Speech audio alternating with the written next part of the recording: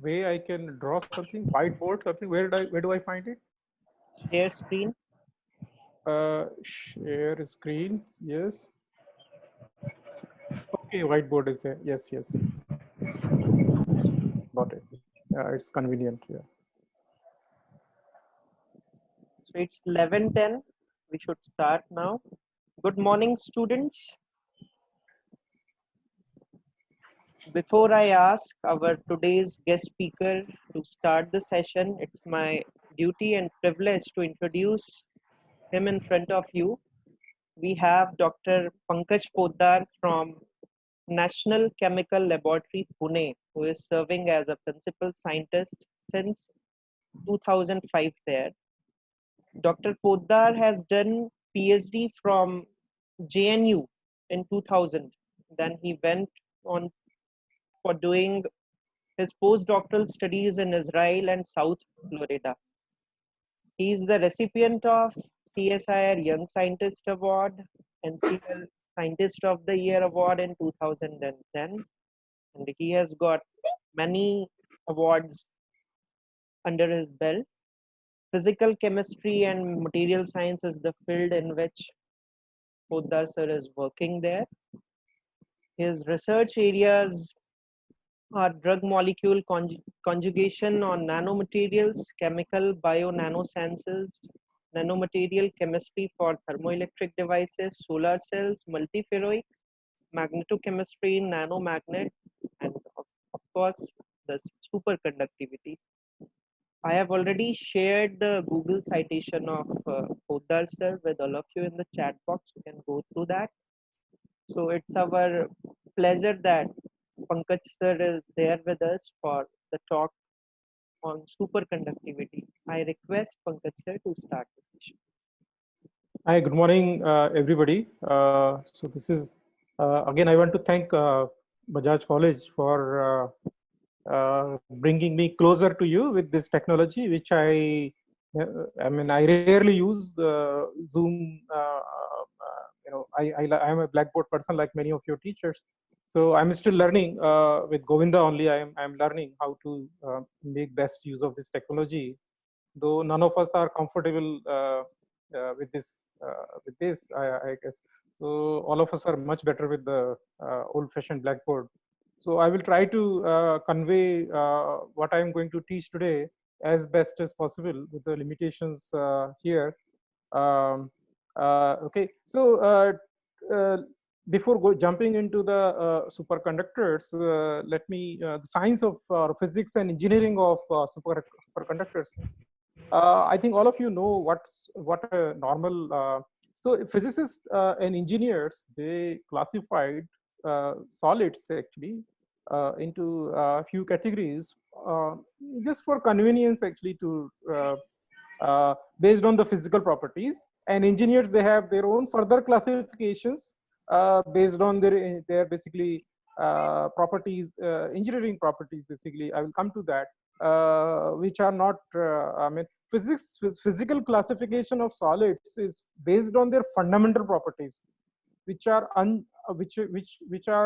which are more fundamental, basic in nature. For example, in physics, in hardcore physics, we don't use the word ceramics. Ceramics is basically one of the mechanical properties, you can say, or which comes with some heat treatment and some powder. So there is the ceramic term is not a pure physics term actually. There's no chapter on ceramic science or something like that, but it is very popular, very useful, very useful terms in metallurgical engineering. So there are many things like that. So when you talk to physics students and what you want to what you learn in solid state physics, we will say that okay, we start with the crystalline structure of the solids, how the atoms are organized in a solid, whether they are arranged in a periodic lattice or they are disordered actually. Okay, for example, glass is is a disordered, highly disordered form of silicon oxide, silicon and oxygen atoms. Okay, and glass has got its own optical properties, its own mechanical properties, and that can be easily explained why glass is transparent for certain optical spectrum, but this normal borosilicate glass may not be transparent for UV and for IR. Okay, and glass is also, for example, if you look at the electrical properties of the glass is a very good dielectric. It doesn't conduct the electricity. It's one of the finest dielectric. Dielectric means it doesn't conduct electricity, right?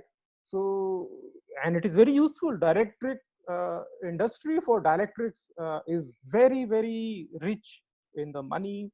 Okay, so I will try to link physics as well as engineering and the market also in today's talk. So you will be interested. So the talk may be a little bit longer, so don't mind it.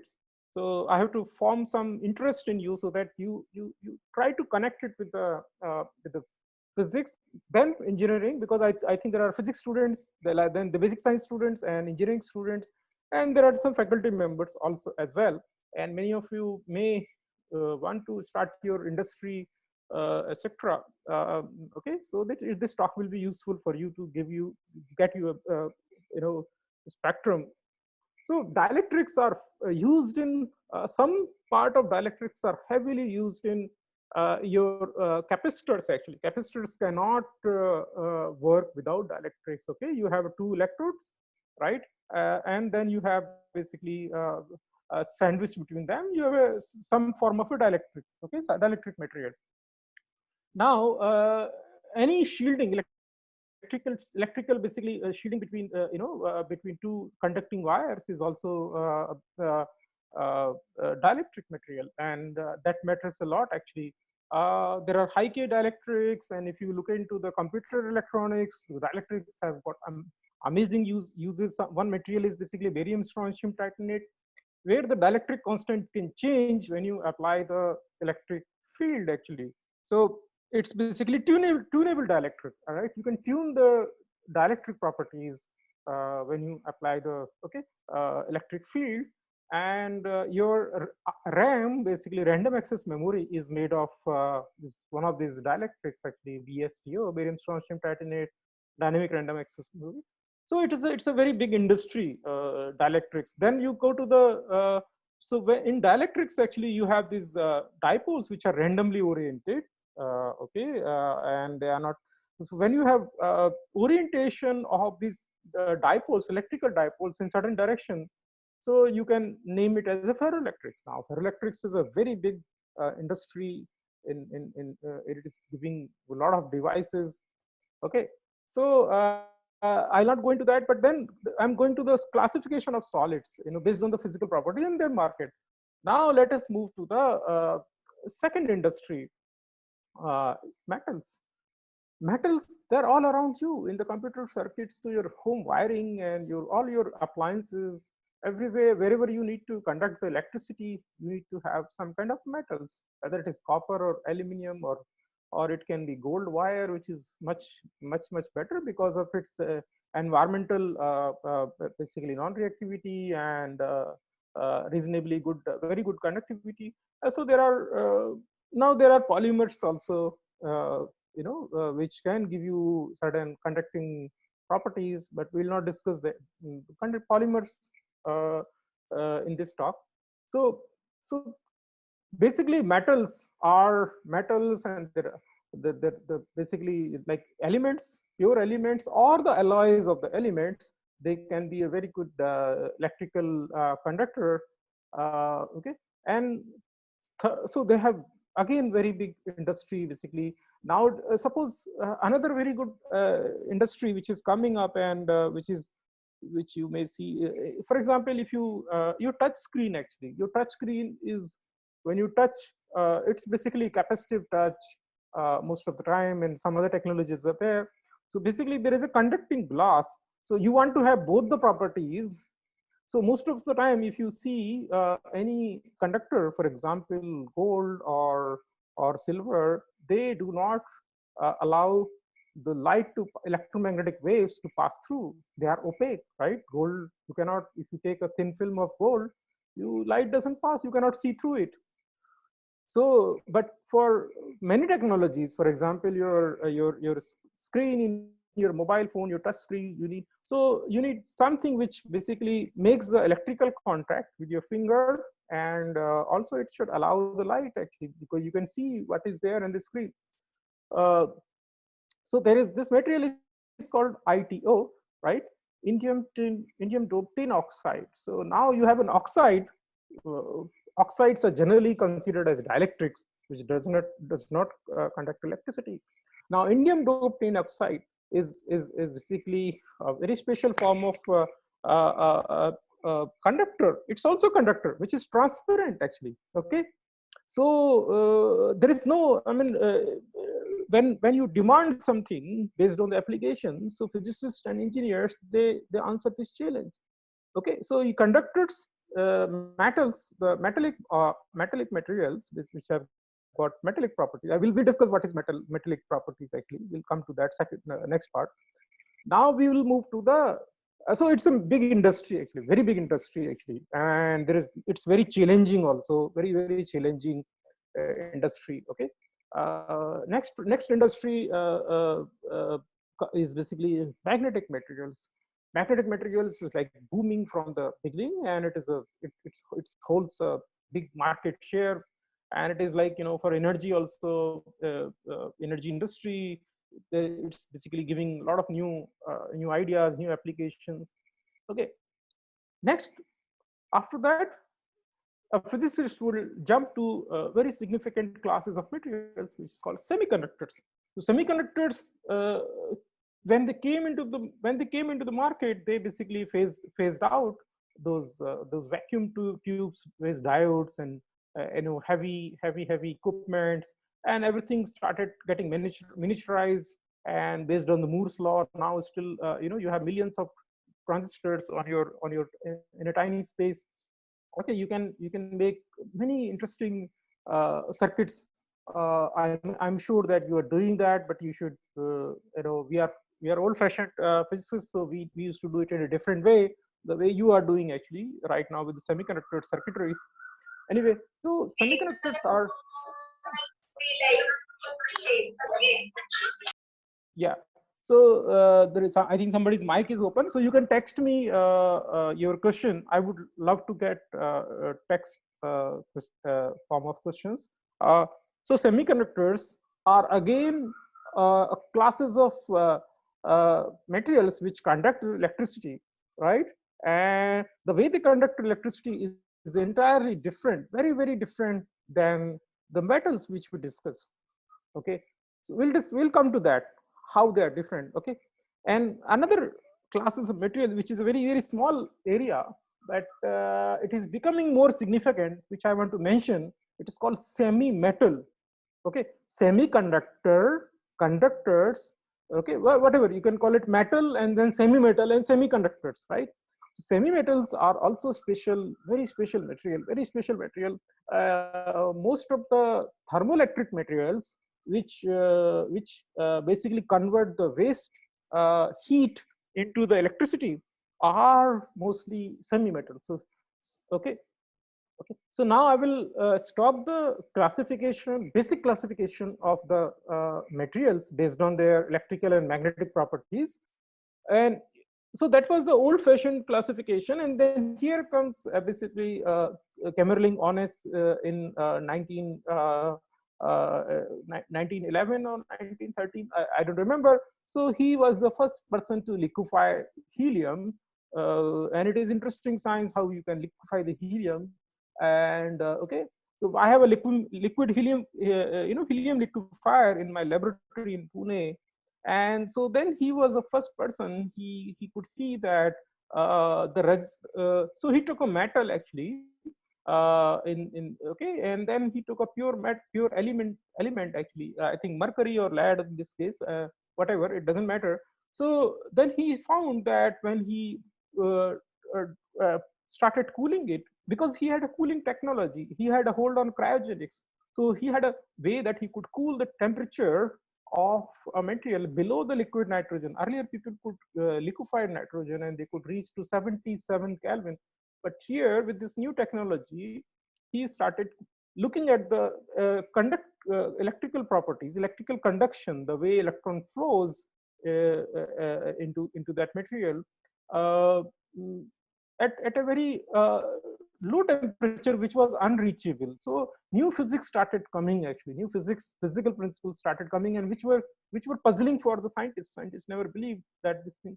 So then that was a birth of a new form of conducting behavior, which is the topic, today's topic, main topic, which is called superconductivity.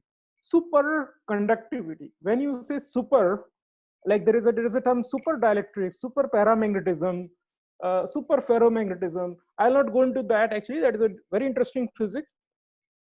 Super means actually conductivity is a different thing. Okay, conductivity, basically electrical conductivity is basically you flow the charges, you flow the electrons, and then you can move electrons from one place to another place. Okay, super means it's super. When you say superconductivity, what I understand, there are two things primarily which comes into the play. That the conductivity is something spatial actually. So that means conductivity is very, very high. So you can call it as superconductivity. But I have a different way of explaining it. Actually, superconductivity is not just that. It is just the resistance drops to zero, which does happens. Resistance drops down to zero.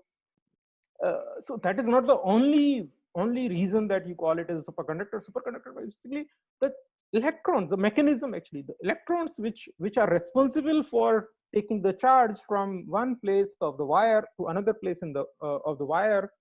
So they start behaving in a very, very different way. They are basically, they make us like a, you can say that the pairing actually, they start. Normally electrons, they are the negative charges, they should repel each other, they don't like each other. But here at this, in this material which is called superconductors, electrons start attracting each other. I'll come to that. How do they do that? I will explain it actually.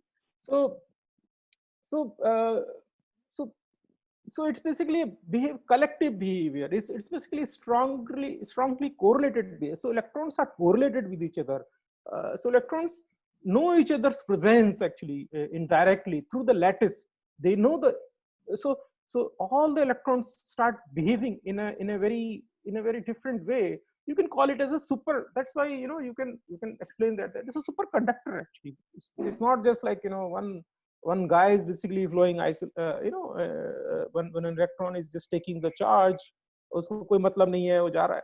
तो सारे electrons को एक दूसरे से मतलब है, एक दूसरे से जुड़े हुए हैं. तो you can call it like a superconductor that way also. You can understand. Of course the drop in the resistance is because of this reason. Then the net result is that उसका परिणाम क्या है कि resistance में drop हो गया. अब इसकी धीरे धीरे फिजिक्स पर जाते हैं. ठीक है, ये बेसिक पार्ट खत्म हो गया. इसमें कोई क्वेश्चन हो तो you can please feel free to drop your questions. You can message here. Now I will draw some basic. So if you come to my laboratory and then you start so we have basically cryostats, and for example we have a facility where you can take these different materials, whether it is a metal, semiconductor, or insulator, okay, and we can measure their electrical properties, whether at a DC current or AC current. You can change the current of okay, you can let me get familiarized with this new tool which Govinda has okay. So basically current can be like a DC current. I'm not very good in the drawing. And then you have this alternate current actually. Okay, so when you pass this okay, you have this alternate current or DC. So when you pass, so basically you can take a piece of disc, okay, and then you can it's not a disc actually. So anyway, so then you can basically connect two wires, actually two wires or four wires. Sometimes it is two probe or four probe, and you can put entire thing in a cryostat, entire chamber. So this is your device under test, this thing, okay, and this is your temperature space where you can alter the temperature. So you in principle in my laboratory you can alter the temperature from 1.8 Kelvin, okay, okay, 1.8 Kelvin And okay, you know what is Kelvin? Govinda, do they know what is Kelvin? Yes, sir. Okay, Kelvin, Sir, you must. this is with the help of helium, liquefied helium, or what? Yes, so helium liquefaction temperature, when you liquefy the helium, helium liquefies at 4.2 Kelvin, okay, 4.2 Kelvin, okay. So how do you liquefy helium? Basically, you have there are many steps from gas level. You can start, because it's a superconductivity lecture, so I should actually tell you also about helium. So helium, basically, helium atoms are basically they interact with each other based on the van der Waals force. So van der Waals force between the helium atoms is so weak that they don't interact with each other so well. So because thermal activation energy KBT is large enough to break the van der Waals interaction, and they remain in the gas states. They don't basically uh, come together and condensed actually. So it's very difficult to condense them, because the gluing for the glue between two helium atoms basically is very weak, very weak, because it's a non-polar system. Okay, so nitrogen liquefies at 77 Kelvin, and then okay, helium at 4.2 Kelvin. Why does nitrogen liquefies at 77 Kelvin? Because it has more electrons, more protons. So basically, it's a electrostatic interaction between two atoms or two molecules. But it is so weak, actually. You know that van der Waals interaction is made of three things, right? London force, Keesum, and Debye, right? London, Keesum, Debye. They all fall as a function of the distance, interatomic or intermolecular distance, r to the power 6. So 1 over r to the power 6, they all fall like that. So London, Keesum, Debye, they work in a different systems basically. For example, when there is a permanent dipole on both. I mean, I'll not go into that. Let's go to the because it will take entire time. So then when you start cooling the system, so at 4.2, this glue is is uh, is is not perturbed by thermal kick. So glue becomes strong enough that yes, helium atoms will remain close to each other. So you call it as a liquid. Actually, you can call it as a liquid. Okay, liquid is nothing but when you have basically the atoms which are close to each other, and they basically flow, and they flow in a particular way. Okay, and you can pour it into from one vessel to another vessel. So when this starts, you start seeing, and there is a phase transition. Obviously, there is a specific heat. From physics term, basically there is a change in the specific heat capacity. That those are some of the basic properties. Okay, so now you have liquid helium, and the temperature is 4.2 Kelvin. But how can you reach 1.8 Kelvin? So now the principle is the same. Basic principle is the same which you have learned. Actually, PV is equal to RT, right? PV is equal to RT. So when you reduce the pressure, so temperature also lowers. What you do when you so basically your liquefaction temperature will be lower if you reduce the pressure. So what we do basically, we start pumping on liquid helium. We reduce the pressure. We start pumping it. So when you pump it, then you can go down to 1.8 Kelvin, right? And higher temperature, you can higher side, you can go to in this system, you can go to 300 and around let's say around 400 Kelvin easily. And but then you can put some oven, and you can go to thousands of degrees centigrade or Kelvin, whatever it is.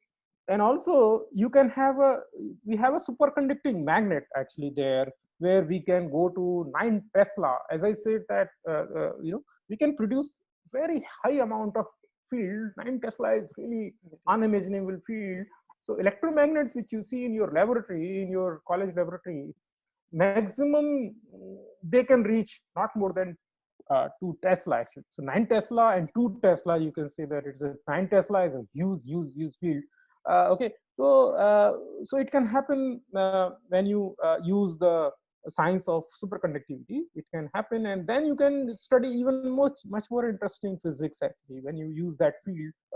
Okay, and so when you have this confined space, as I mentioned, as I drew, and then you have 2 wire or 4 wire depending upon, so then you start having okay, then you have this uh, okay, then I will then okay, so now you have a system that you can put metal here, or you can put semiconductor, or you can put basically a superconductor. So, and when you measure the resistivity as at a y scale, okay, let me draw this uh, just a moment. uh, yeah, so this is your y scale, and this is your x scale. So this is a temperature scale. Okay, this is temperature in Kelvin, or whatever you can call it, degree centigrade, Fahrenheit, whatever scale you want to give. I like Kelvin, so I'll put temperature as Kelvin as x-axis, and this is your simple resistance R, and the unit is basically omega, right? Ohm actually. Okay, ohm. Okay, I can't write very fast, but okay. So in now let us understand how the physics is different in a simple conductor, a metal, and and a semi-metal and semiconductor. So in a resistance, basically, when typically when you, I mean, they follow different temperature laws. There are okay, so I'll just simply, so the resistance basically normally increases as a function of temperature in a metal, actually, in a metal. Okay, in a metal. Okay, m. Okay, so why does it happens actually? So metals are, in metals, basically, just imagine that all the current carrying electrons, which we call free electrons, they are available all the time. For example, there are 1,000 electrons in a particular uh, area, square centimeter, whatever. So, I mean, some charge carriers are there. So 1,000 actually, let's so 1,000 carriers are all the time available. There is no energy gap. I mean, there is no gap that they have to cross. They are available all the time. Now, so the conductivity should be the same as a function of temperature. No. So suppose so the 1,000. So that means you have so if you calculate the current, basically it depends upon the charge flow of the charge as a function of temperature, as a function of time, right? So you have the same number of charges all the time available. What happens basically in resistance? Yes, the number of charge carriers are more or less same, but what happens when you increase the temperature? The atoms are never stationary. Okay, atoms are not stationary at their position. They are moving actually, right? They have their motion. We call it phonon actually, phonon. You will understand the phonon concept of phonon at some time. I do not know your syllabus, but okay, maybe MSc or what, I don't know, maybe advanced BSc. But phonon basically, so you just imagine that when, like, water boils, when water boils, then there are bubbles actually, right? The water has a lot of motion actually. Same thing which you do not see, but when there is a, when you increase the temperature of the metal, so these atoms are started bouncing back and forth. For example, you beat the fence, so you have this garden fence actually, made of iron mesh, and you take a stick and you beat the iron fence, this mesh, from one place, and you see that start ziggling, all the entire fence start making some vibrations actually. So temperature thermal kick is more or less like that. So entire lattice starts basically, so more you increase the temperature, so more these atoms starts moving up and down. So that resists the movement of electrons. So electrons start basically colliding with those movement of atom. So naturally, for it, it's basically so electron doesn't move that fast. Okay, so then resistance start increasing. So when you cool, when you do the reverse thing, for example, when you cool the system, the reverse thing happens, that atoms are more and more at rest, more and more at ease. So electrons in between, they can flow much faster. They can, as a function of time, the time number of charges are the same, but as a function of time basically it's taking less time now to let the electrons flow. Okay, so now the resistance basically drops when you cool the sample actually, and you can easily see that, you can easily plot it. It's very easily done.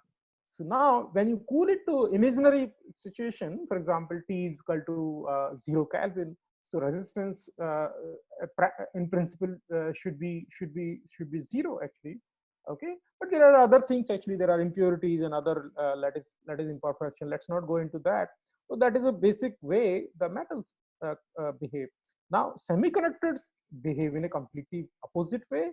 In semiconductors, when you increase the temperature, okay, the resistance follow what we call it Arrhenius law. Okay, Arrhenius law, basically that why does it flow? So there is a energy gap. Okay, I draw it actually.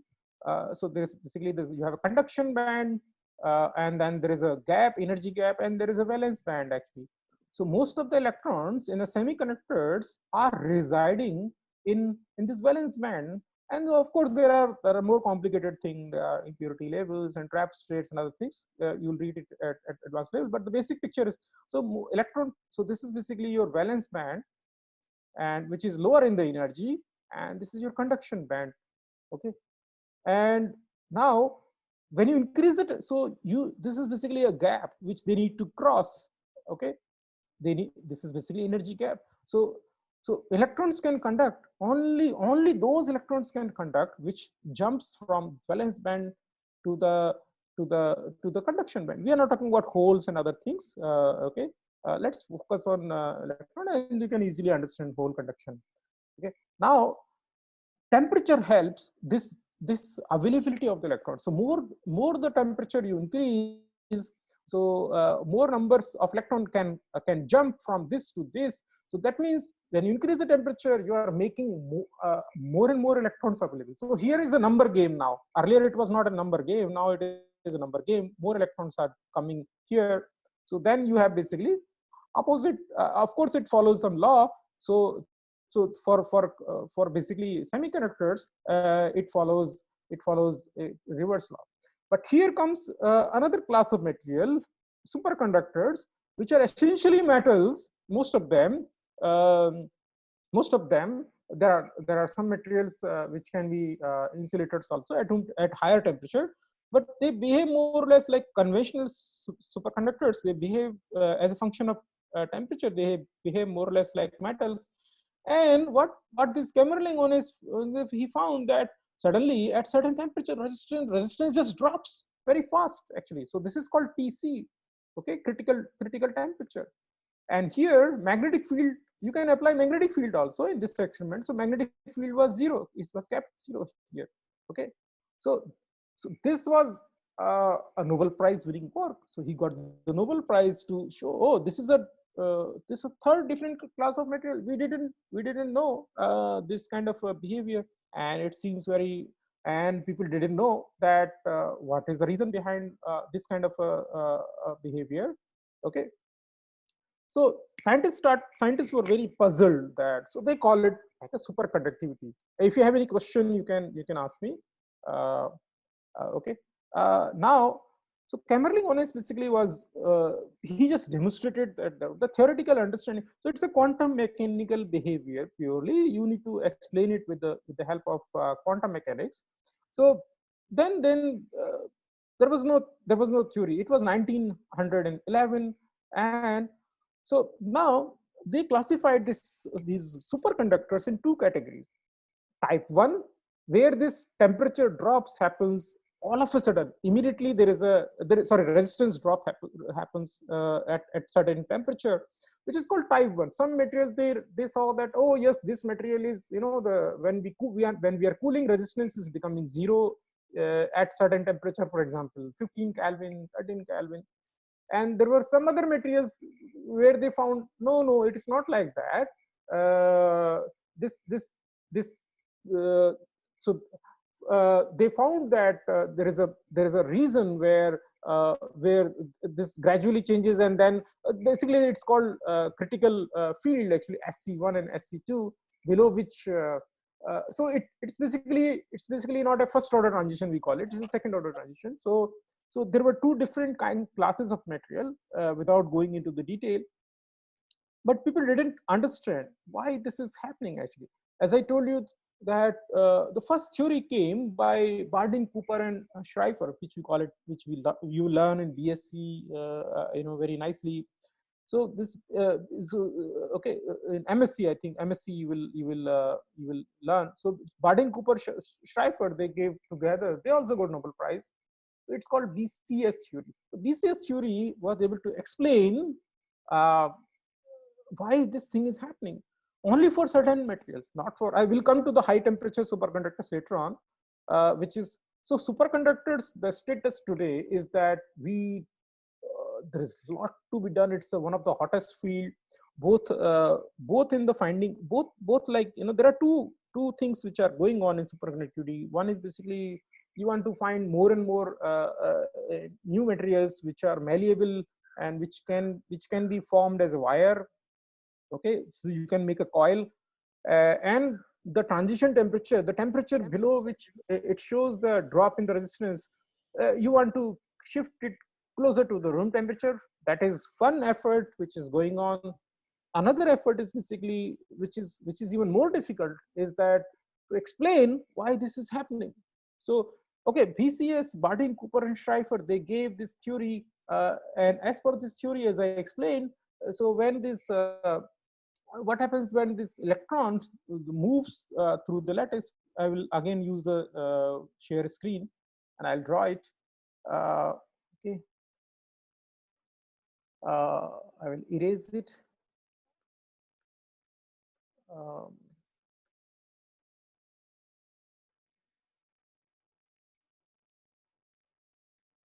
so BCS theory basically explain, as I told you, that these are all metals, okay, normal metals at higher temperature.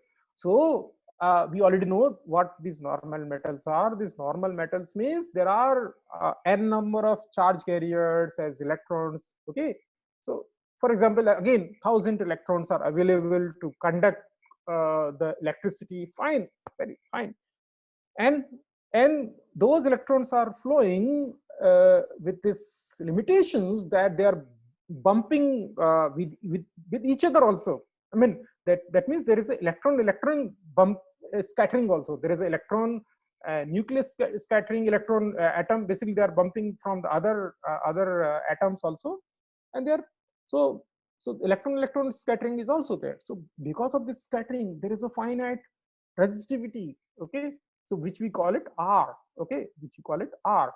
Okay, okay, we measure this as a R actually. So R is never R is not zero actually. Okay, R is not equal to zero. That's the reason, because of the scattering. Now, why this? How this at certain temperature? This scientists said that what exactly happens in these materials. So, for example, these are basically rows of atoms. Okay, these are rows of atoms. This is atom. This is lattice actually. Okay, okay, and now so these tiny electrons is trying to move flow through these rows of atoms. What will happen that these atoms are moving up and down. Okay, so when these electrons try to go past these positively charged nuclei, so overall your material is neutral. So when you imagine a free electron, that means you can imagine that there is a positively charged nuclei, right? Overall charge is zero. Now, so that means this is positively charged, okay, and this is negatively charged electron. Now they will attract each other. So this entire lattice will be pulled towards this. So this is positively charged, this is positively charged, this is positively charged. You can imagine like that. Now, when negatively charged electron tries to go past, it's zooming past through this positive charge lattice. So automatically there will be some Coulombian attraction, and so that means there will be some distortion. So these guys will feel the presence of each other, okay, and they will be pulled. So now suppose one electron is here, so then when this lattice will be pulled towards this, so that means this electron will also be pulled towards this actually. So that means this electron indirectly knows the presence of this electron which is present here. This electron presents here. So that means it's basically like a superconductor. All the conducting electrons, they know the presence of each other, and they start pairing up. We call it Cooper pair. It's basically, we call it, like in physics actually, we call it strongly correlated electron system. They are strongly correlated. They are correlated with each other. Because of this correlation, so if you use scanning tunneling microscopy, so there is an energy gap, again very small gap happens actually, very small gap which you can measure easily. Okay, so then the electron start flowing very easily, that as if that lattice doesn't exist actually. There is no resistance. Now in my laboratory, if you will see, we have a wire of this material made of niobium tin, or niobium, sometimes titanium, two favorite metals. We'll come to that in a while. So now another property of this superconductor is that what we call it Meissner effect. Okay, Meissner effect is very special actually.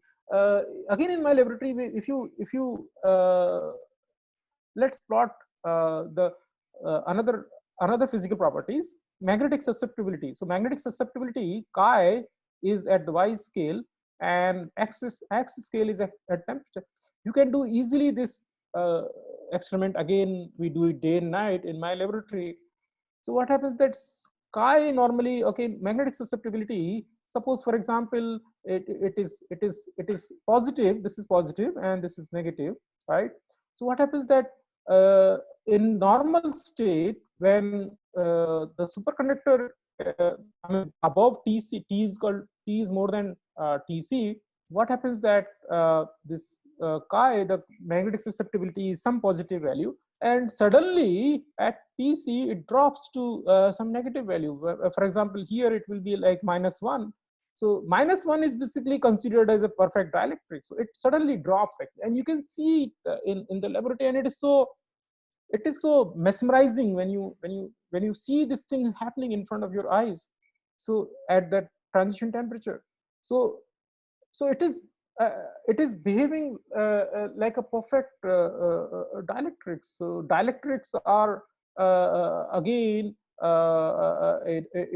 this, sorry, diamagnetic, perfect diamagnetic actually. So diamagnets are basically the material which resists the change in the which resists the magnetic field, actually change in magnetic field. So they have the negative magnetic susceptibility. So they are behaving uh, so that comes from the behavior of these spins basically. I'll stop share. So so so these superconductors start behaving like a perfect diamagnet. So there are classes of magnetic material. Diamagnetic materials are basically with the negative magnetic susceptibility, okay, and then there are paramagnets, and then there are ferromagnets. Okay, I think last Zoom class I explained some of these things. Some of you may be there, some of you may not be there. Later on I can explain it if some students want me to tell you what is a diamagnet.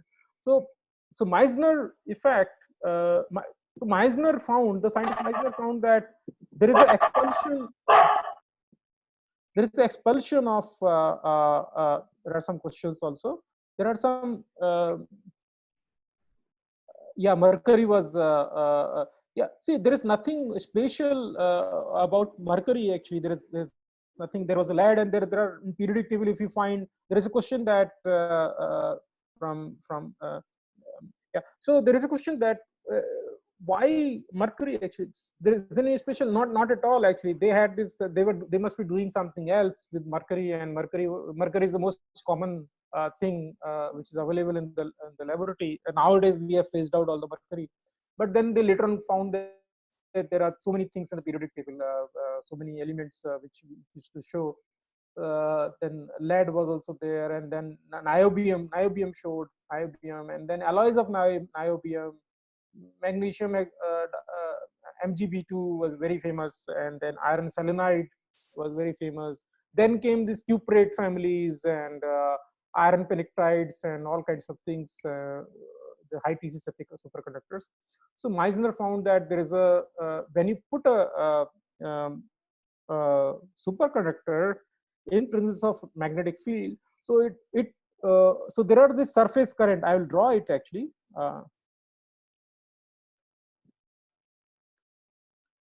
I will draw it. Let me erase these things. So Meissner effect is basically very spatial, and then there are a lot of industrial applications of that. Very interesting, actually, very interesting. So now let us understand that, okay, this is our material. This is a disk or whatever. This is semiconductor superconductor wire. Okay. Now when we put this under a magnetic field, so for example, this is N, this is North Pole, magnetic North Pole, and this is your South Pole. Okay.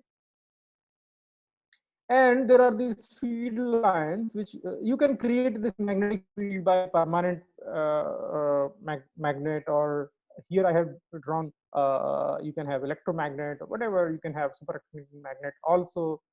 In our laboratory we have superconducting magnet, we don't have electromagnet. So these field lines are, they see, one scenario is that in normal condition these field lines they pass through these metals actually. Okay, they pass through these metals. Okay, when the temperature is more than the critical temperature. Okay, now the same thing when you cool it down below the superconducting transition temperature. So what exactly happens that I'll draw it parallel to this so you can understand. So below the transition temperature, so these field lines are basically expelled out. They are not allowed inside. They are not allowed inside. So this is called Meissner effect. Why it happens? Basically that there is so it was explained by another two brothers actually, which the surname was London. So it is called London equation or London penetration depth or something like that. So magnetic field lines cannot. So this it's basically called penetration depth. So only very thin, very thin layers magnetic field lines can penetrate. It depends upon how strong is the magnetic field. Suppose magnetic field, if you start increasing, you start increasing this magnetic field. Okay, so then what will happen that and the material is superconductor. Okay, so what will happen that this at certain field this phenomena will what will happen that this superconducting material will behave like a normal metal, and these field lines will start penetrating inside also. So this is called critical field actually, HC. Again, all these things it can be demonstrated in my lab easily. You can see all those things with your eyes. All these things we can show you that how these things are happening. But here on board on this whiteboard, it's a little bit challenging for me to explain. And why these things happen? So London explained that there is a current flowing very close to the surface of the wire. Okay, suppose this is a superconducting wire. So this basically this current which flows, which this is like a persistent current. So once this current flows, it keeps on flowing unless you change the magnetic field actually. So this basically doesn't allow this surface current doesn't allow this field to penetrate deeper. Of course, if you keep on increasing the field, then what will happen that at certain field this entire thing will collapse, and then it will start behaving. You can call it a quenching actually. In our laboratory, when you suddenly what happens when you start applying very large field, so an area of a superconducting wire can become a normal conductor, and then it starts generating a lot of heat. normal conductor will have Joule heating, I square R. Okay, I square R. So now in R is 0 or very small. Now suddenly you have a lot of R, and current is very, very high. Current is actually, in superconducting wire, you can send very large amount of current. Now R is 0, then there is no Joule heating. So you can see that all the conductors, when you pass the current, they start heating up. Okay, and that is the major cause of the failure of these power cables after a certain time. But here, because R is so small, so there won't be any Joule heating.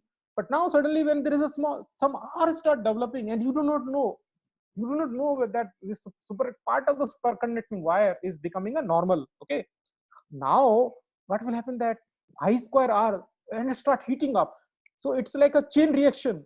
So because it is heating, so temperature will go above this Tc, and entire our wire, our coil will suddenly become, within a fraction, before we will realize, and we'll see that entire superconducting coil has become normal. This is called quenching, and it is a very dangerous situation for people like us.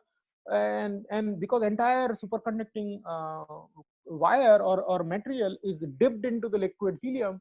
Now liquid helium 4.2 Kelvin, and this I square are a lot of heating. So what will again, another dangerous thing is that because of this heat, lot of this liquid helium will start boiling, and it will generate a lot of vapor pressure. And because a lot of liquid will suddenly convert into a gas, and it is a sealed chamber, so this entire thing can blast. Okay, because suddenly, so there are safety procedures to prevent this thing happening. And so that's why in a superconducting magnet. So what is superconducting magnet? Now we know superconductivity, we know a little bit Meissner effect. We'll discuss it, Meissner effect, one more time if time allows. Sir, but now I'll come. can Yes? I show one demonstration from Sure, link? yeah, you can. Yes. I got something on Meissner effect. I will try to share the screen. Let's see Yeah, if that will be a it good works. idea. Yeah, I'll stop sharing my screen. Yes. Yes.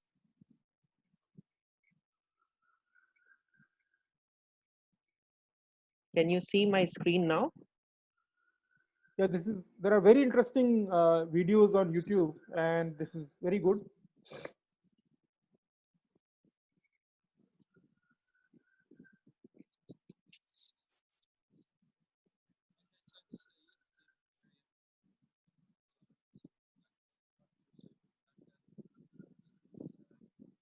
It's an alloy.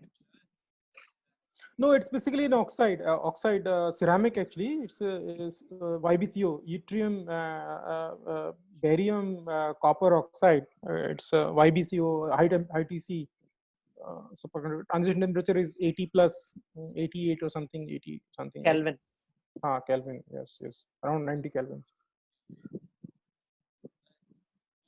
So here basically this is why this material which your teacher is showing, which is called yttrium, barium, copper oxide. It's a very complex material, and it doesn't follow the physics which I explained you. It doesn't follow that principle. Okay, I'll tell you. So because it's called D wave semiconductor superconductor. What I was explaining, these are all S wave actually. Okay, those are easy to explain. These are, though there is no theory actually, defined theory. People have a lot of models, but people have. So now, so this is black color is basically the disk of that material. It's basically powder. When you make it in the lab, you can easily make it, and then you have a permanent magnet put on the top of that, and it is a petri dish, and liquid nitrogen 77 Kelvin. Now you can see that it will take some time to thermalize. You can easily do this. Govinda, you can pull up meanwhile one more video of this maglev train. Yes, sir. Meanwhile, after this, you can show. I think there are some very interesting maglev train when this is running. Okay. After that, we'll show it. So you can see that this is a piece of magnet. This shiny is a permanent magnet, which is basically rare earth magnet. Okay. So you can see it's a floating. Now that means zero friction. There is no friction. That's what I was explaining in one of my earlier Zoom talk to Bajaj College last time, that is a future of energy actually. So most of the time in transportation, when you go from place to one place to another place, a lot of energy is consumed in the friction. So this is frictionless. So now your teacher will show another video, the application of this Meissner effect. And already Japan, these trains, Prime Minister Modi is trying to bring this technology, Japanese technology, bullet train. So bullet train essentially works on the same principle. So the wheels of there is no wheel actually, but there's a cart or the chamber or the where you sit in the train coach. There's a superconducting material instead of wheel. Okay, and it is only 4 or 5 pieces in one coach this side and 4 or 5 this side. So they are actually dipped into liquid nitrogen. It's not possible liquid helium, but liquid nitrogen. So basically, the entire coach start floating actually. Another concept is hyperloop. That is a different concept. Elon Musk is proposing that. That is a different concept. But this is basically already being used all over the world in China and Japan, and now you'll see it in India also, from Mumbai to Nagpur probably. They are Mumbai to Pune to Nagpur. They are having a line on. Yeah. So another video. Just a minute, sir. I will search. No problem. I think you show that maglev. Yes. There is a lab experiment where they show on in the lab actually. There is one video where in the lab itself they have made a rail, superconducting rail, not the real maglev, but the lab model actually. You understand what I mean? Yes, sir. I got it. You show that one first, because then they will be able to appreciate that.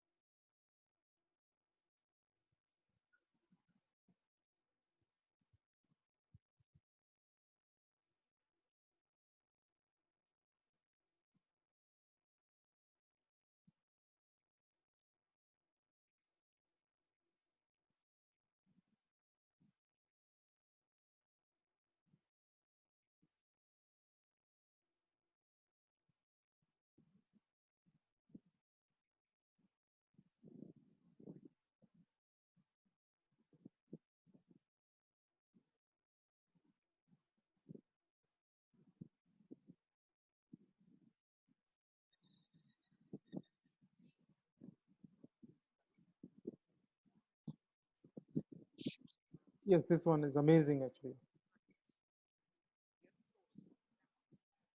So here you can see that this rail is held at liquid nitrogen temperature, and then this piece of magnet, it can be vice versa also. You can take top as superconducting material and bottom as a ferromagnetic metal. In train actually, in normal this maglev train, opposite is easier actually. So you have a permanent magnet at the bottom, and then you have a superconducting piece of superconductor at the top. Okay. So it's there in the track or in the train? See, in the maglev, that you cannot make entire maglev. It's not possible that you have this track cannot be a superconductor. So it is easier to make the small pieces are there in the coach itself, which are superconductors. Or reverse, same thing you can do, na reverse. Reverse is also fine. So yeah. So for example, this can be top and that can be bottom. Just now we showed actually. So yes, this is how it works.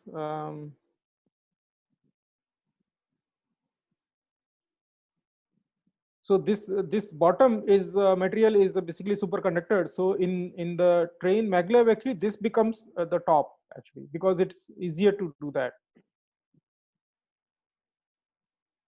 Yeah, here I think you're right. Actually, this piece is superconductor here. The top one is superconductor. Yeah, this is how it works. Yeah, you're right. You're right. I didn't observe it. I didn't see this video earlier, but this is how exactly this works. Means continuously you need a coolant. You need a coolant. Actually. Then only it will work. Yes, and this coolant technology is very easy, because you have this all these space shuttles, rockets by ISRO. They also use the same cryogenic technology. So which material they are utilizing, sir? Using here, it this must be high temperature. YBCU only. YBCU. YBCU can only be used because the transition temperature should be more than 77 Kelvin. Yeah, then only liquid nitrogen comes into the yes. Otherwise, it will be more expensive. Oh no, it's not possible. Otherwise, it's not possible. Helium is very difficult to handle. Sir, what is in between helium and liquid nitrogen? Is there anything else? There is hydrogen also, liquid hydrogen, but hydrogen is explosive, so it can explode. So it's not safe actually to use. Minimum temperature you have reached in your laboratory is 1.8, is it? 1.8 Kelvin, but you can go down. I mean, I don't need it, but you can go to millikelvin and microkelvin also. Millikelvin also. Millikelvin, microkelvin. Some people can reach microkelvin, but millikelvin is easier. It can be easily reached by dilution refrigerator. Yeah, but it's like another crore rupees actually. 1 crore rupees. Yeah. Yes, Vedant want to ask something. Vedant, yes. You can ask.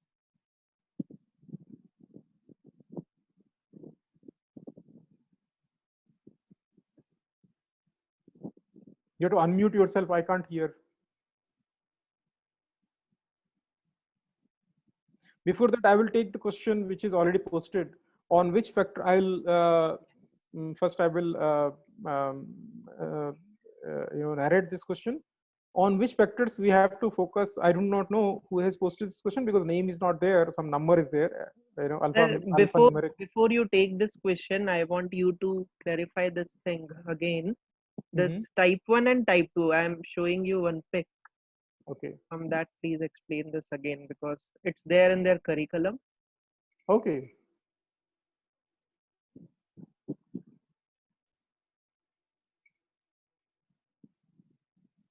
See, semiconductors, the superconductors can be classified by many ways. I told you that. So this is just one of the classification actually. Anyway, you show the curve and I'll. Is it visible? No, no, just a moment.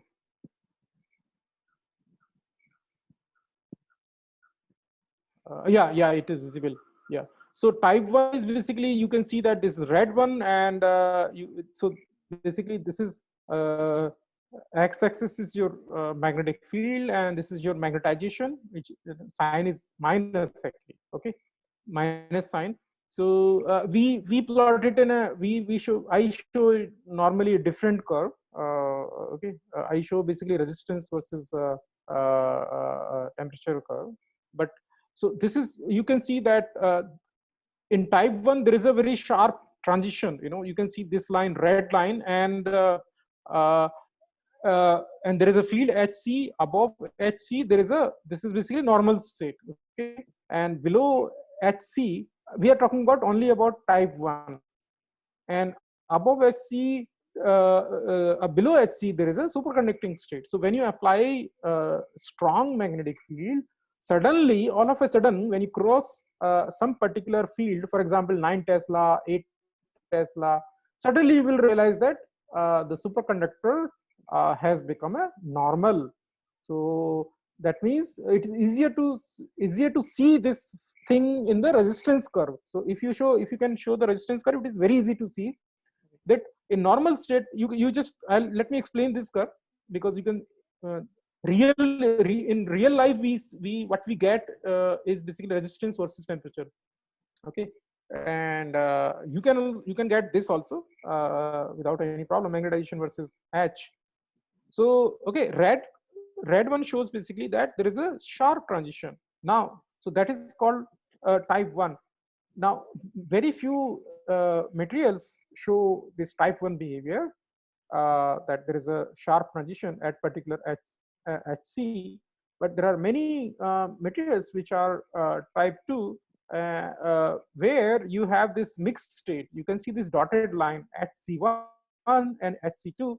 So below basically HC1, this is a perfect superconductor. What do you mean by perfect superconductor? How do you know that resistance drops to 0, and your magnetization, you're basically okay, and also it becomes a perfect diamagnet, okay. And but when you start increasing the field, so there is a mixed state basically. Mixed states happens because of the field pinning, and it's a very interesting physics actually, vortex state, and there is a very complex pinning of the field lines. So there is an area where there is no clear cut. You cannot say that it's basically mixed. It's basically like a domain wall, we call it in magnetism, for ferromagnets. So so between HC and SC1 and SC2, and after SC2 only you get normal state. So many of these materials, I think YbCO is also type 2 superconductor. So many of these materials are they classify. So there are various ways you can classify. You can classify based on the categories like cuprates and iron pnictides, and I told you elemental superconductors. There are many ways of doing that. It's based on the uh, type of material. One I already told you that one I already explained based on the theory basically, the materials which follow BCS theory, Bardeen-Kuper-Scheper theory, which I explained, like Cooper pair formation, and many of them there is no theory actually, or they don't follow that theory actually. Okay, non-BCS and BCS ones actually. So yes. What are the different applications we have today? See, if you go around your city, you will find that these days your life cannot run without uh, superconductor technology. Your MRI, okay, magnetoresonance imaging, needs a very efficient superconducting magnet. Without that, you cannot have MRI machine. And interesting thing, these doctors, if you go to MRI clinic, they advertise, oh, we have got 2 Tesla superconducting magnet, oh, we have got 3 Tesla. So better, the higher the field.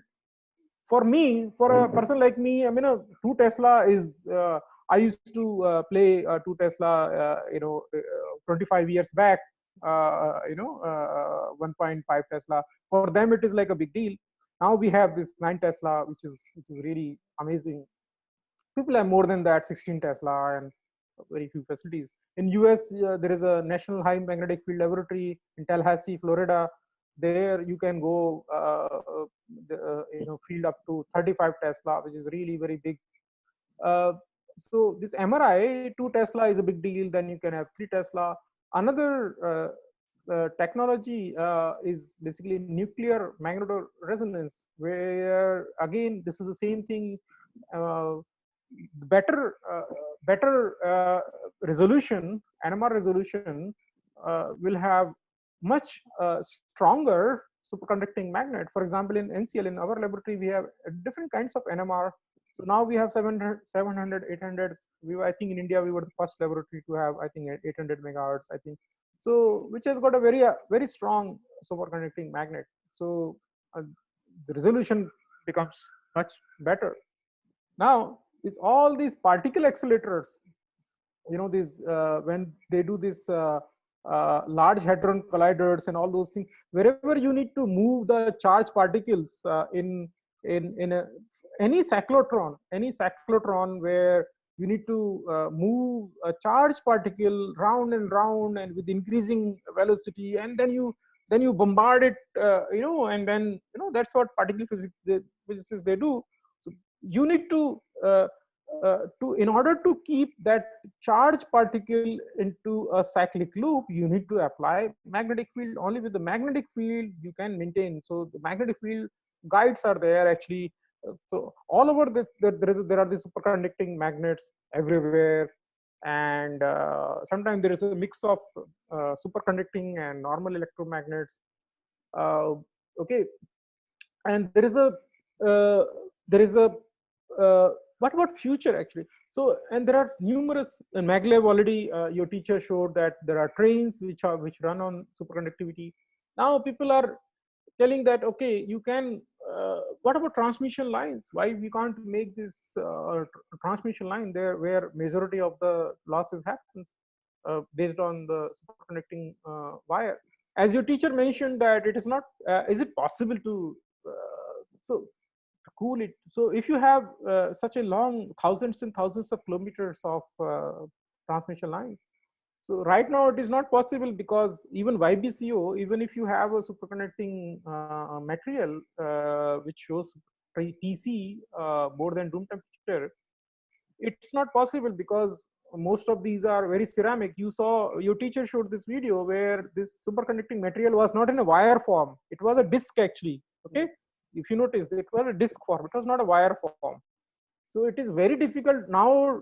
There is no material even for temperature more than liquid nitrogen around. You cannot make wire actually. So for example, if you have to buy a superconducting magnet, see, because your teacher asked this question, so there are two very interesting things. If you buy a superconducting magnet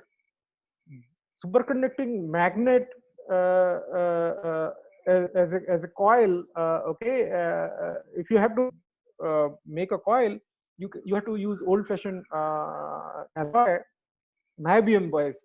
There is no other way you can do that.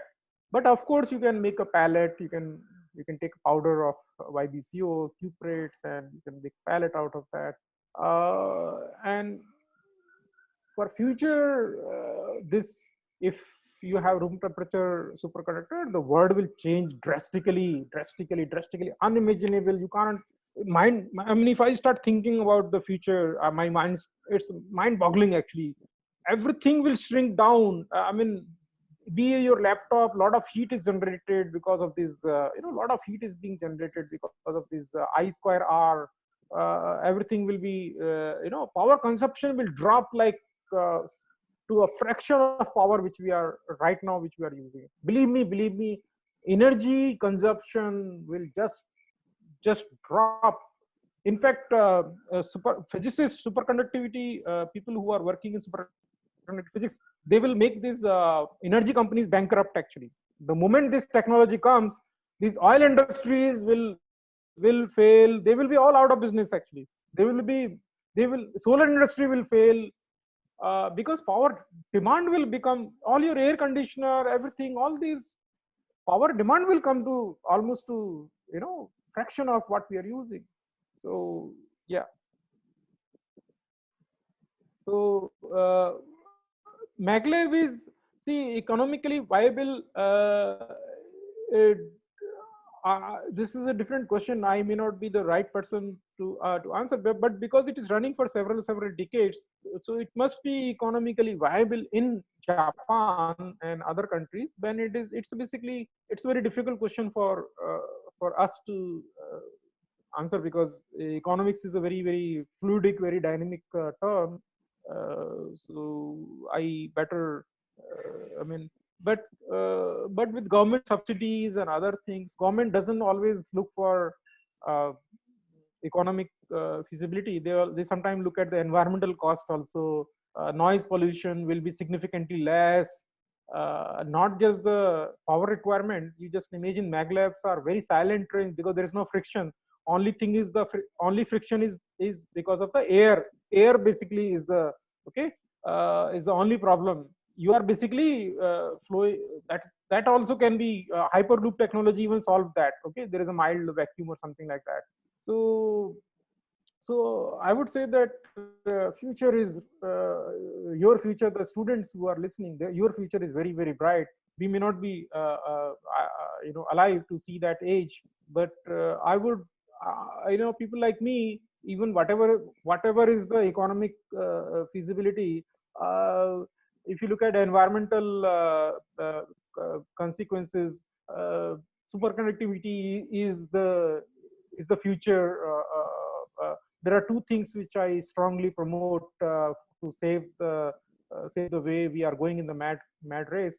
One is basically this fusion, which happens similar to the sun, the source of energy.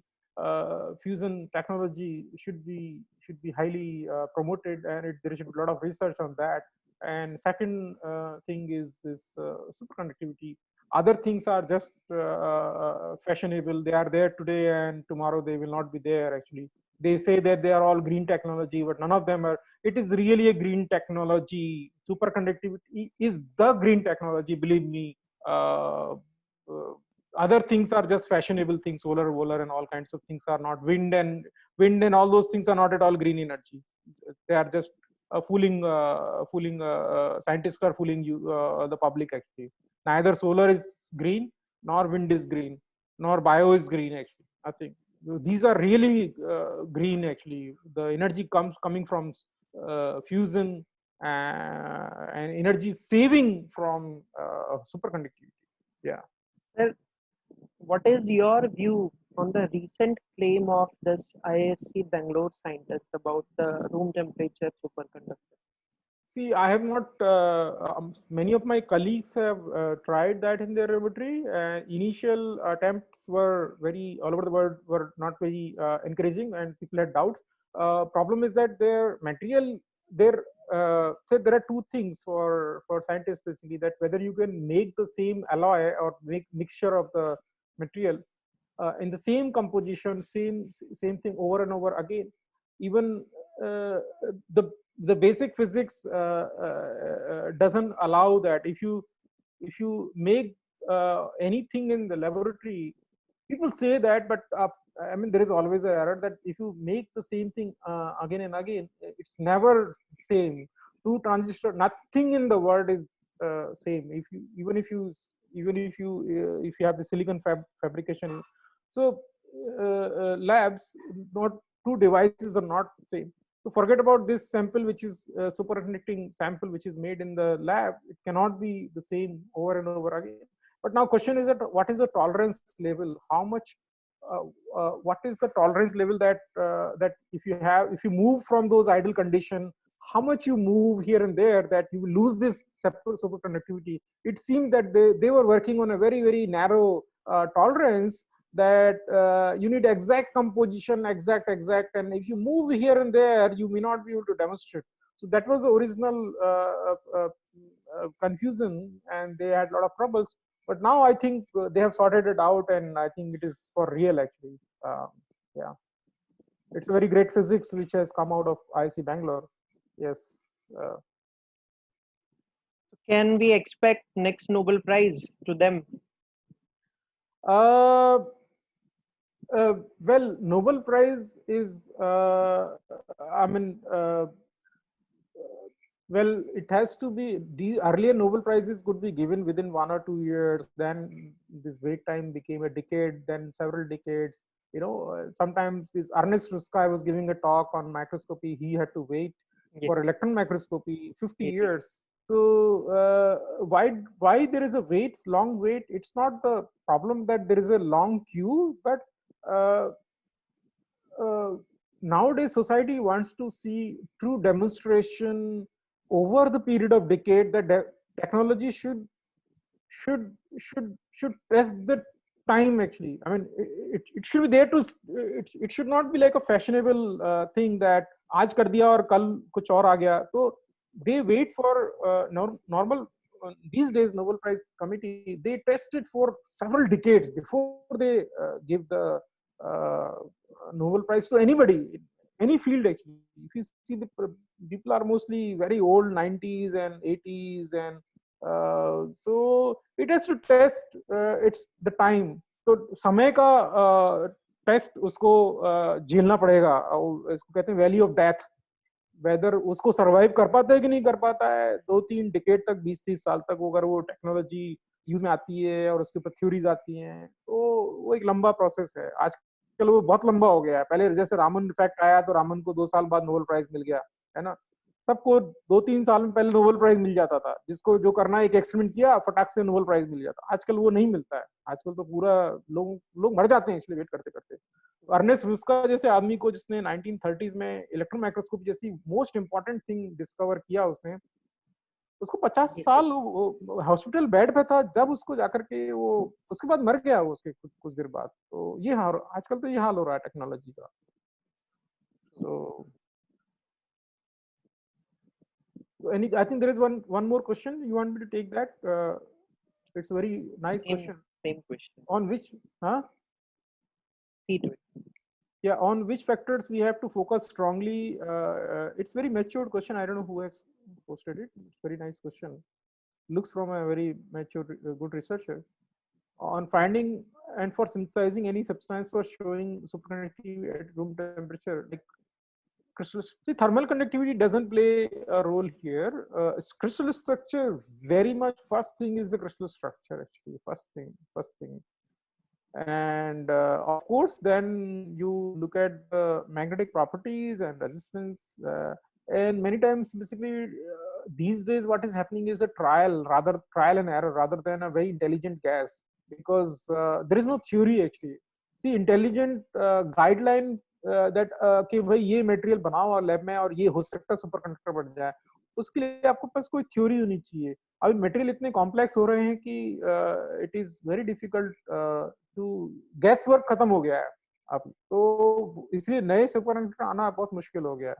Another question from Arpita is, yeah, in quantum locking of superconductor, when we put superconductor above normal magnet, the flux zones arrange itself, and it stables at particular place like mid-air. But when we put superconductor over round magnet, why it rotates? See, these are all game of you can play this game with magnets. Even you don't need to have this superconducting magnet to play this game. It's just it's a game of field lines actually. Magnets, the way they dance around actually a lot. It has nothing to do with the. It's basically shape of the magnetic magnets and magnetic field lines. Actually, it has nothing. This what you have like rotation around the axis. This is all due to the shape, magnetic shape, and the field lines actually, how they crisscross each other actually. It has nothing to do with the. You can do the same thing with the very smartly, and there are a lot of videos on YouTube showing that actually. Yeah. Anything else, Govinda? I think, sir, you have touched each and every point as far as their curriculum is concerned. And even I also come to know something new from you, like the heating effect and all. If you need the slides, formal the slides, I can transition. send you the slides. Otherwise, this information is available in the textbooks actually. So I didn't. Nice to see that Dr. Ashish Yangantiwar, faculty from Department of Physics, Ferguson College, is also the part of this session. Okay, very nice. Yeah, He's yeah. also listening you. So I would like to have words from Dr. Vijay Deshmukh sir now. Thank you, sir. Am I audible? Yes, sir. Yeah. Basically, this lecture was for the student as well as the teacher. So, as the student have learned a lot, teacher has also learned a lot. I have learned a lot, even though I have teaching superconductivity from so many years.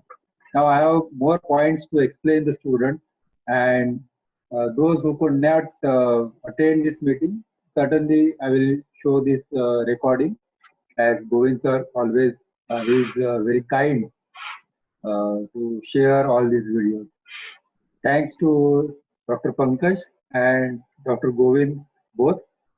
Thank you very much, sir. Thank you. Bye. Bye. Thank you very much, Pankaj sir. will connect you again and again. Sure. Such We'll topics. discuss. Sir, Yeah.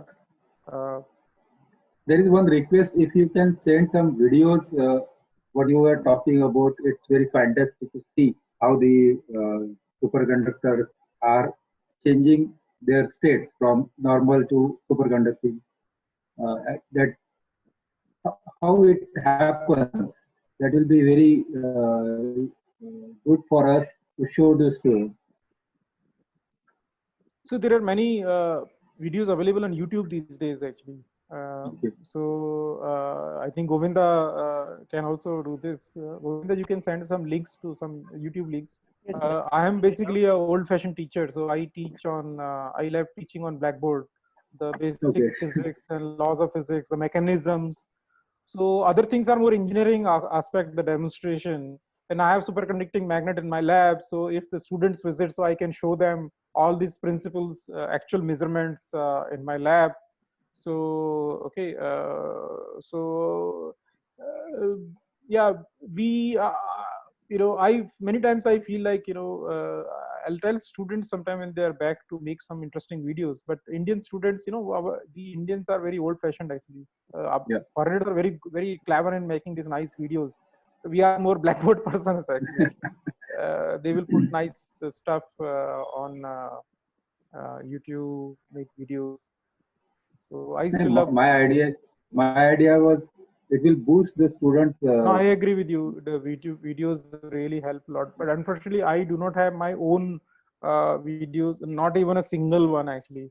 Other than birds, photographs, or videos. Forget about that.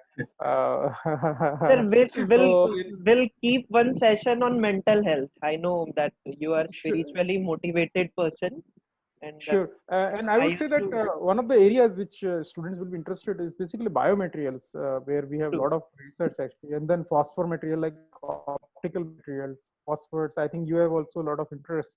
So where we can have one session and all, that emotional intelligence is basically will be more and more important, and spiritual science will be a very good thing for these students actually for future, for the reasons which are described by Yuval Noah Harari in his book actually, that the careers will run into problems, and the skills, there won't be any permanent skills, that in future the skill needs to be revised all the time. So where the mental balance and strong mind will, those people will win, not the people who have a lot of skills actually.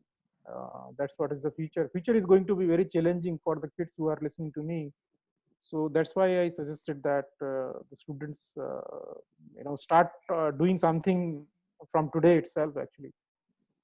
Please recommend some books also for students during this lockdown. I On what subject? Normal, some general subject? Sir, those books which you are reading, I'm following you. Oh, I see. Okay, I keep on switching on and off these Facebook things. Now because sometimes it's lockdown period. I have seen that a lot of people are people That generally Michio become very. Kaku's book I have downloaded. I will share with the students. Okay, I will send some PDF copies of some books which I'm reading. Some of these books are fairly complicated for some students, and I have noticed actually, even for PhD student, they don't find, they don't absorb it. But I will send some simpler books which I highly recommend the book.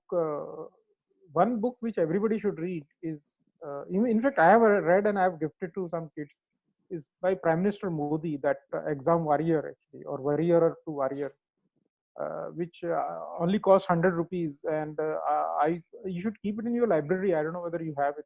It's a beautiful book actually for students.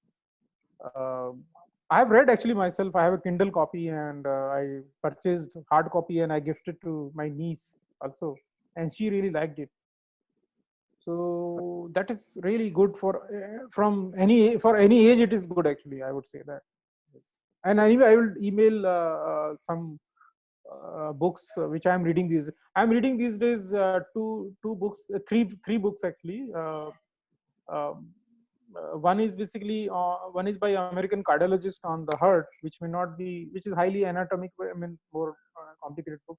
Another which I'm reading actually Thakur, a biography on Ramakrishna Paramahans, which is a very modern way of writing about that. What is significance, you know, for us today. So that's what I selected that book actually. Thank you, sir. Yeah. Okay. Before we end, I want every one of you please switch on your camera so that sir can see you. Most of the time, sir saw me and Vijay sir. Some familiar faces now, or some students. All of you, please switch on your cameras. Yeah, I'm also keeping switch off my camera because there are some disturbances. Yeah. Now all of them can switch on so that.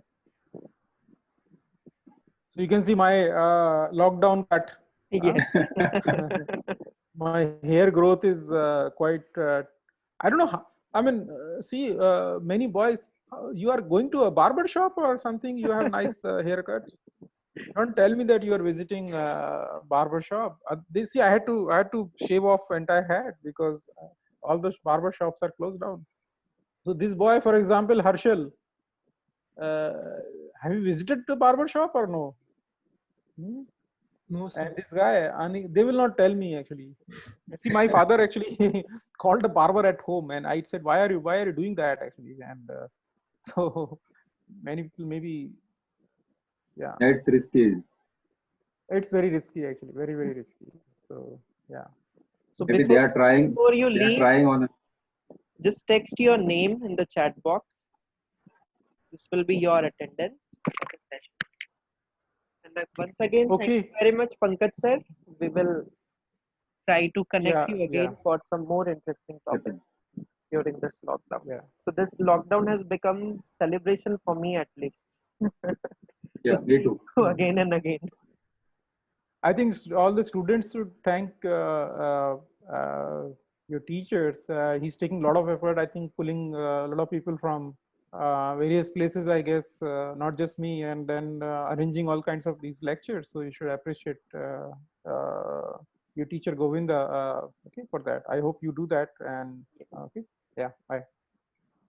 Have a nice time. Okay, sir. Thank you. Bye. You may leave. Please text your name, then you can leave the meeting. I will end the meeting after a few minutes. Vijay sir, do you want to communicate anything to the students? Oh, that's okay. I will take the attendance from you. Earlier there were 60-70 students, but now I can see 40, 46. Yeah, 41.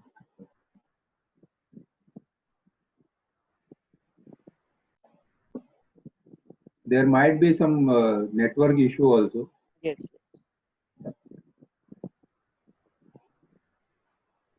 But recording is available with us. Yeah.